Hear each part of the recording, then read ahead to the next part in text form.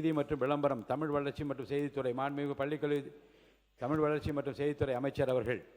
மாண்புமிகு பேரவைத் தலைவர் அவர்களே, செய்தி மற்றும் விளம்பரம் பற்றிய மானிய கோரிக்கை எண் 28 கீழ் வருவாய் கணக்கில் ரூபாய் 292 கோடியே 76,94,000 மற்றும் மூலதன கணக்கில் ரூபாய் 8,000 ஆகியவற்றுக்கு மேற்படாத தொகைகள் அரசுக்கு வழங்கப்பட வேண்டும் என கோருகிறேன்.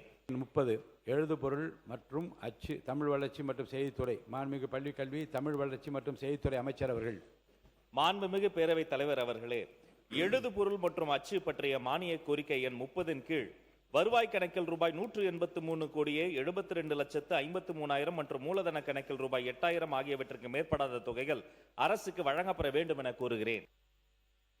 மானிய கோரிக்கை 43 பள்ளிக்கல்வித்துறை மாண்புமிகு பள்ளிக்கல்வி தமிழ் வளர்ச்சி மற்றும் செய்தித்துறை அமைச்சர் அவர்கள்.